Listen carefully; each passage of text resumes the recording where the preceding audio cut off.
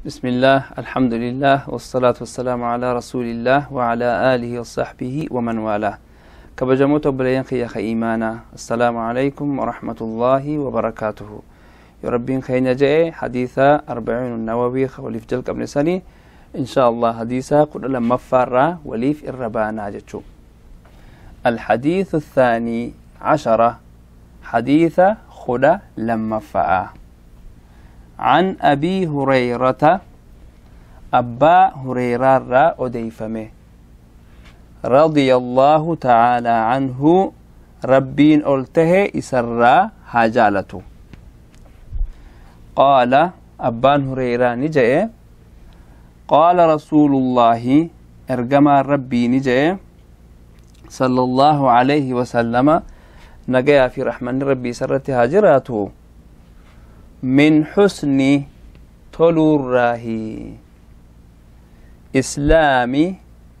من تلوره المرء نمتكو من حسن إسلام المرء إسلام من نمتكو تلوره تركه نمنس ديسون ما لا يعنيه وان إسانهم مله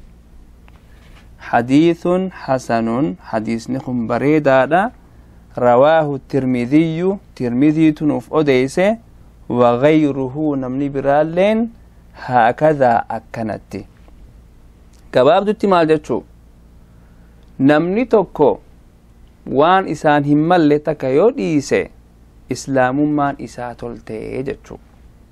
أكما آدا إلما نمات الدنيا رتي namni diin qofaafillee osoo hin taane bakka kabaju masaatiifuu bakka gartee hawaasni isa arkuu ittiin feene tokkotti if arkuun fedhu bakka hin taane keessa yoo dhaqee hawaasnummaan saatuu isa arkeehu